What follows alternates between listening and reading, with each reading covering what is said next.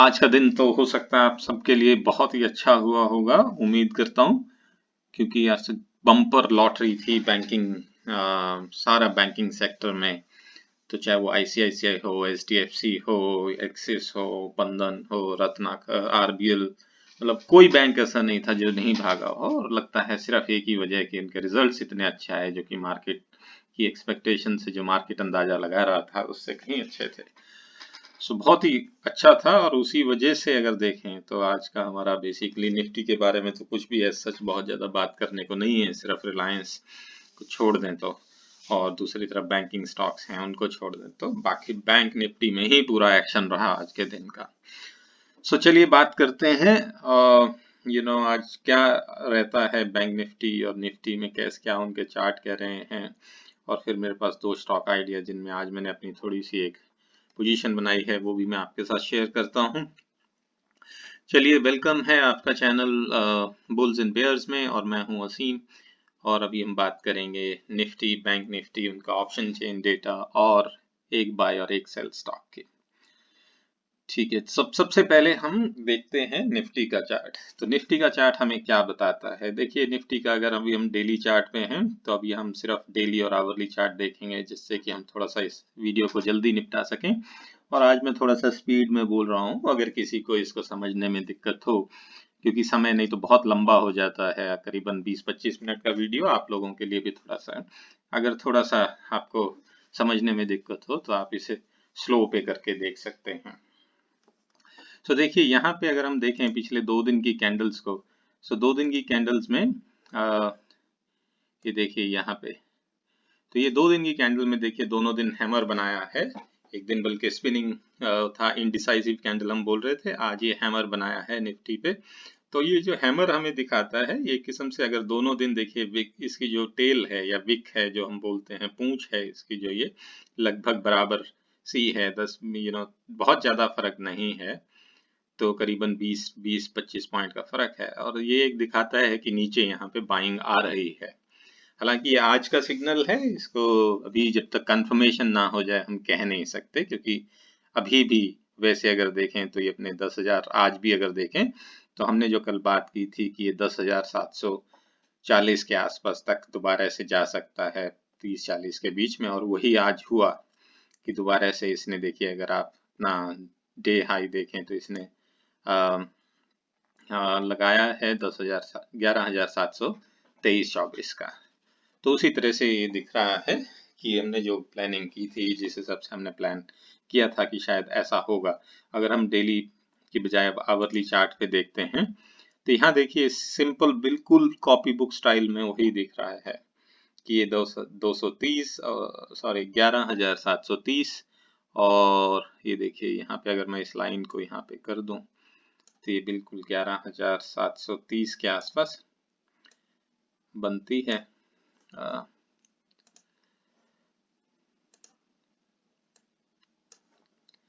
माफ कीजिएगा, 1 मिनट।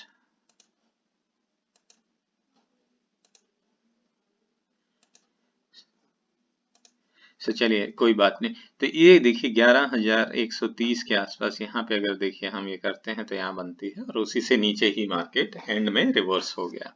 और इसका बढ़ने का सबसे बड़ा रीजन नो डाउट कि एक तो बैंक में बहुत तेजी थी आजकल, आज बैंक हो, बैंकिंग फाइनेंशियल्स हो, भारती एयरटेल था, तो रिलायंस को छोड़ के मेजोरिटी शेयर्स मतलब या तो बहुत ही माइल्ड गिरे हुए थे या फिर बहुत तेजी से बढ़े हुए थे। तो एचडीएफसी ने बहुत अच्छा हाथ लगाया।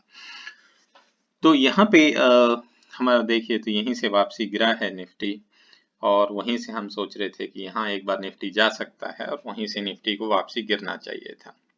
सो ये हुई निफ्टी की बात। चलिए देखते हैं निफ्टी ऑप्शन चेन डेटा पे क्या सजेस्ट कर रहा है। क्या अभी भी ये निफ्टी यहाँ से ब्रेकआउट कर सकता है या नहीं, या ये 11,750 के लेवल को तोड़ेगा कि नहीं, देखते हैं। ये अभी हम एनएससी इंडिया की वेबसाइट पे आ गए हैं, और यहाँ पे अगर देखें तो देखिए बहुत ही क्लियरली ये दिख रहा है कि हर 100 पॉइंट पे निफ्टी में एक हर्डल बनता जा रहा है। देखिए 11,700 की अगर हम बात करें, यहाँ भी 15 लाख कॉल्स बेची हुई हैं।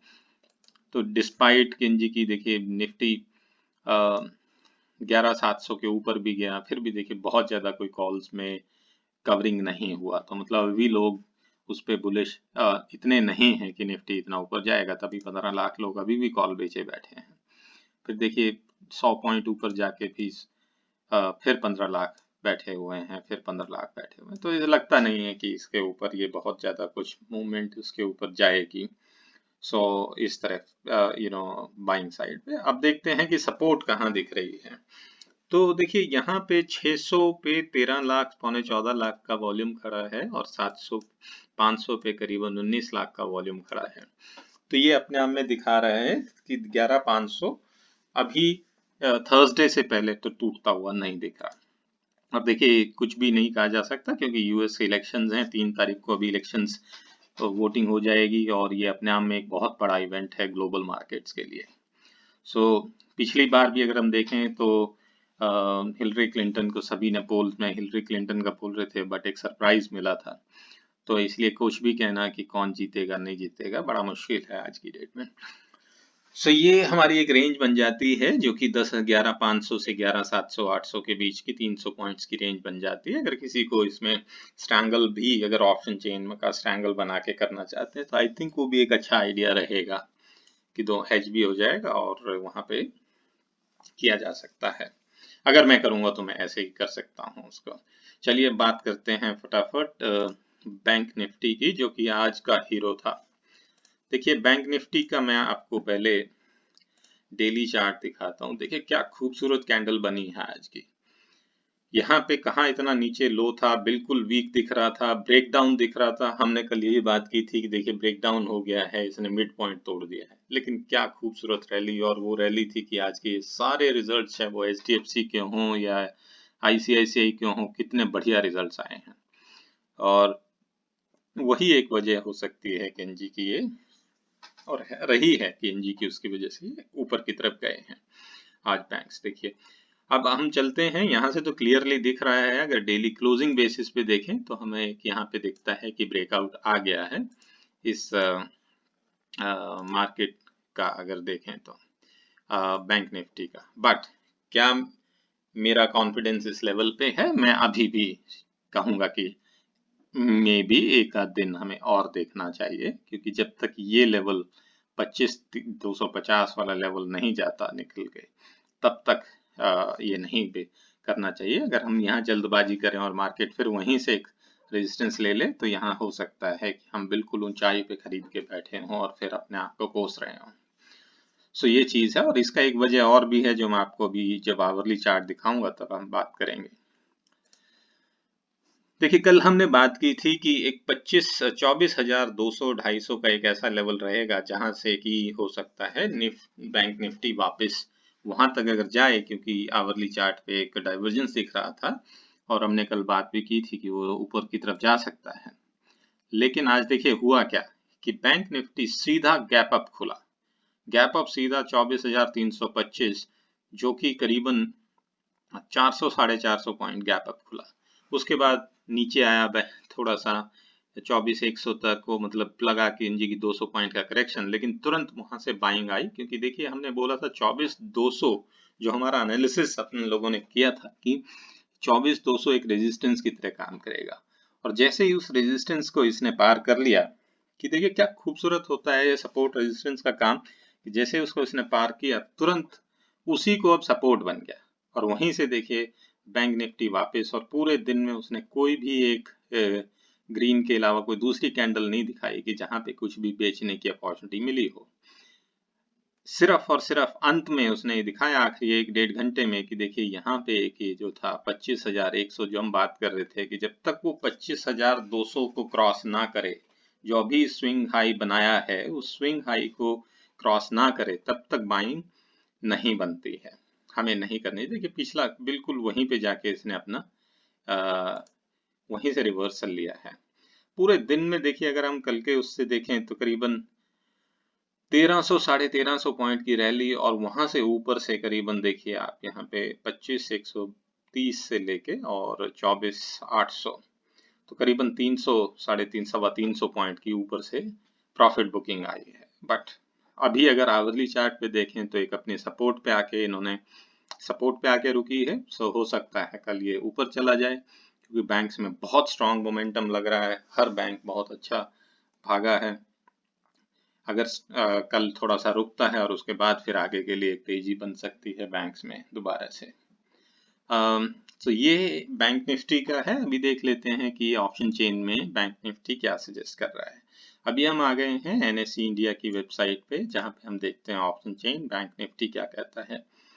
तो बैंक निफ्टी देखिए, अगर हम 25,000 की कॉल देखें तो 5 लाख अभी भी यहाँ बैठे हैं, और देखिए कि इतना मार्केट आज 1300 पॉइंट बढ़ गया, लेकिन फिर भी 25,000 पे जो कॉल राइटर्स थे उन्होंने अपनी पोजीशंस को बिल्कुल हल्का नहीं किया है। तो एक ये सोचने वाली बात है कि ये अगर पोजीशंस को हल्का नहीं कर रहे हैं तो मतलब कि ये अभी भी कुछ इसमें है कि वो नहीं सोच रहे हैं, क्योंकि ये सबसे ज्यादा रिस्क में यही लोग हैं और ये नहीं सोच रहे हैं कि मार्केट इससे ऊपर जाएगा।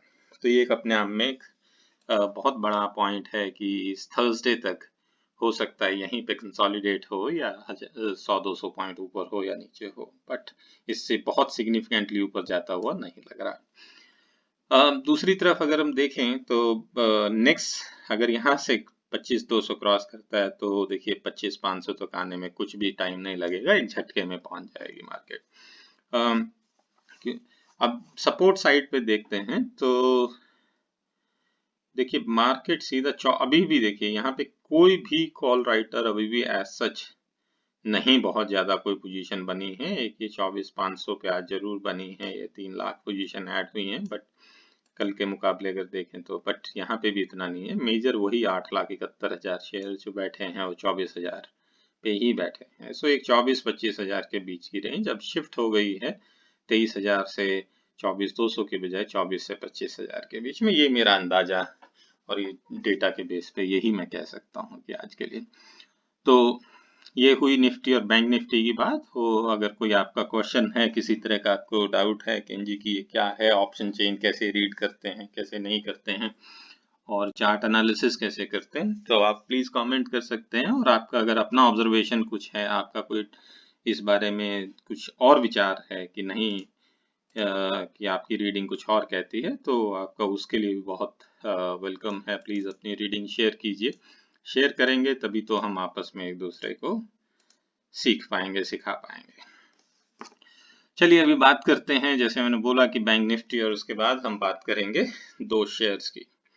दो शेयर्स जो मैंने आज लिए हैं, एक है बाय का और एक है सेल का।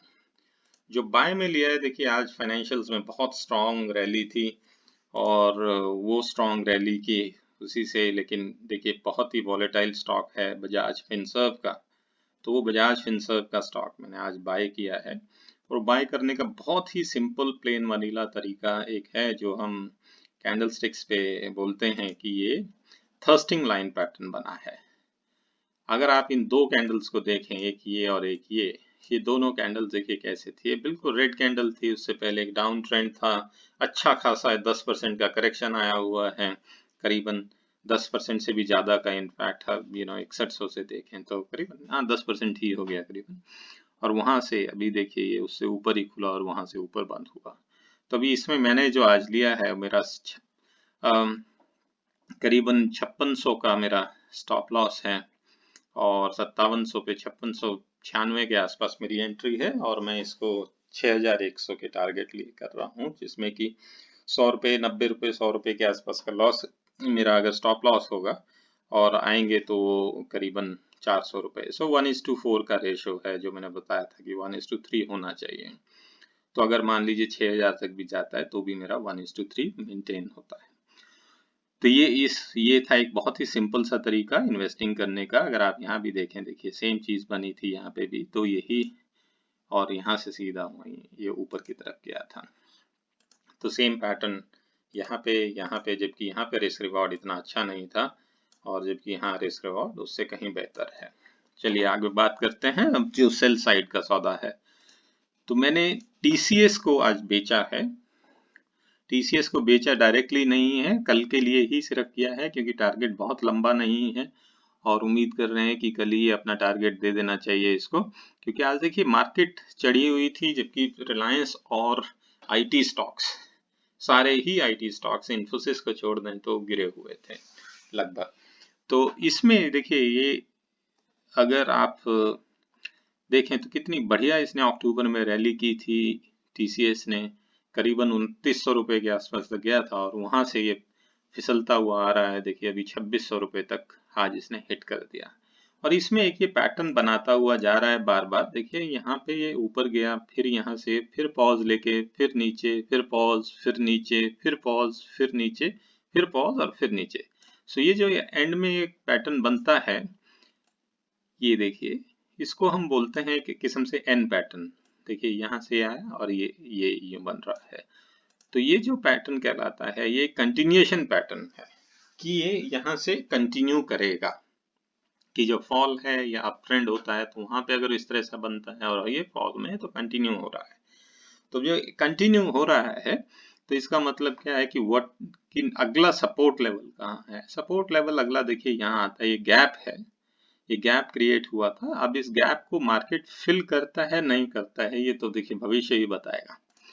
तो अभी तो हम इसको यही मान के चल रहे हैं कि देखिए कि चार्ट क्या कह रहा है, यहाँ पे बायर सेलर क्या कह रहे हैं, उनका बिहेवियर क्या कह रहा है, तो उसी हिसाब से रीड करके कि यहाँ तक कम से कम यहाँ तो आना चाहिए। और मैंने इसी 80-90 पॉइंट्स के लिए ही इसको बेसिकली खेला है और एक पुट के थ्रू मैंने इसे ट्रेड किया है। तो अगर कल मेरा आ जाएगा तो मैं कल ही इसमें से निकल जाऊंगा। करीबन उसी में मेरे पुट का जो भाव है करीबन 60-70% बढ़ जाना चाहिए। तो ये थी आज की बात। हो सकता है, उम्मीद करता हूं कि आपको पसंद आई होगी आज की एनालिसिस। मार्केट बहुत जबरदस्त था, डाउ भी 350 पॉइंट दिखा रहा है, डाउ का बढ़ने का भी सबसे ज्यादा 350 पॉइंट डाउ का भी वही था। वजह भी जब मार्केट एक बार कूल ऑफ होने की तरफ था, लेकिन वहीं से डाउ ने पिकअप करना शुरू कर दिया था और वो डाउ वहां से तेजी पकड़ी और मार्केट उसके साथ साथ। अगर आज रिलायंस इतना नीचे नहीं होता तो हो सकता है ये आज 12,000 को भी ऊपर चली जाती ओवरऑल उसमें, क्योंकि स्टॉप लॉसेस लगते, रिलायंस अपने आप ही 150 पॉइंट करीबन 140 पॉइंट का रिलायंस ने लॉस दिया है निफ्टी में। तो देखिए यहाँ पे देखिए अकेले 138-39 पॉइंट, जिसमें से 136 पॉइंट रिलायंस के हैं और 136 पॉइंट ऊपर होते तो यहाँ पे ये सीधा 11,800 के ऊपर मार्केट होती और 11,800 की तरफ जाती। तो जब प्रॉफिट बुकिंग आती या स्टॉप लॉसेस होते तो अपने आप ही 150 पॉइंट और आ जाने थे मार्केट में। सो ये रही आज की बात और उम्मीद करता हूँ कि आप लोगों को पसंद आई होगी। अगर पसंद आई तो प्लीज़ सब्सक्राइब करें और अपने कमेंट्स जोड़ें। जैसे मैं पहले भी बोला है कि अगर किसी को अपने स्टॉक का किसी का एनालिसिस कराना है तो अपने स्टॉक का उसमें कमेंट्स में एक नाम डाल दें, मैं उसको जरूर उस पर अगले उसमें कवर करूंगा। और अपने दोस्तों के साथ शेयर करें या सोशल मीडिया पे शेयर करें जिससे कि ज़्यादातर लोगों तक पहुंच पाए। शुक्रिया दोस्तों, thank you very much, happy investing.